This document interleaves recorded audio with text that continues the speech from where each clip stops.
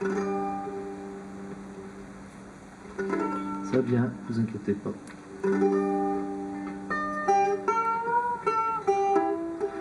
Frigo in memoriam. Bon, c'est pas très glorieux en vérité, mais c'est écrit donc c'est comme ça. Mais c'est évidemment inspiré d'une chose réelle, d'un événement réel. Frigo in memoriam.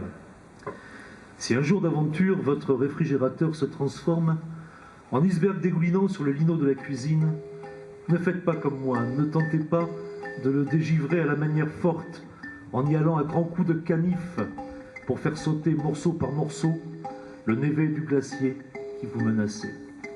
Mieux vous prendre patience et vous aider par exemple d'un sèche-cheveux. Sinon, risque de vous arriver ce qui m'est arrivé. Piqué au cœur ou au foie, touché dans l'un de ses organes vitaux, sans crier gare, mon frigo soudain a laissé s'échapper une longue plainte de bête blessée à mort, un chuintement de gaz inodore et incolore, un petit nuage invisible de fréon. C'était son âme qui s'envolait. Et moi, qui avais agi poussé par les meilleures intentions du monde, je restais là, mon couteau à la main, à genoux devant la carcasse refroidie, désespéré, ne sachant que faire, moi qui jusque-là ignorais que les frigos avaient une âme.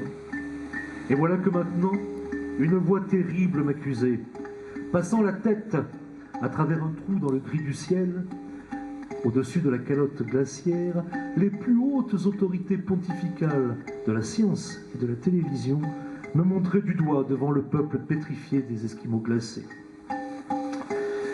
Et d'une pichenette, ils m'expédiaient au banc des accusés. Non content d'avoir assassiné un innocent, quasiment un membre de sa famille, cet homme s'est rendu coupable de crimes contre l'humanité, en aggravant personnellement et de manière irréfléchie le trou béant dans la couche d'ozone qui protège la planète. Pour sa peine, qu'il soit condamné à être brûlé vif par le rayonnement solaire. Par bonheur, pour l'instant, la sentence n'a pas été exécutée. Je dois être sursitaire. Voilà à quelle mésaventure nous nous exposons, nous autres les terriens, qui tous les jours utilisons sans rien chercher à y comprendre, simplement en appuyant sur des boutons, des engins, des machins, des découvertes, des inventions, des électrons, des atomes, des virus, des rayons de plus en plus sophistiqués, de plus en plus magiques, de plus en plus mirobolants, qui, si nous continuons ainsi innocemment, un jour ou l'autre, sur le coin du nez, nous retomberons.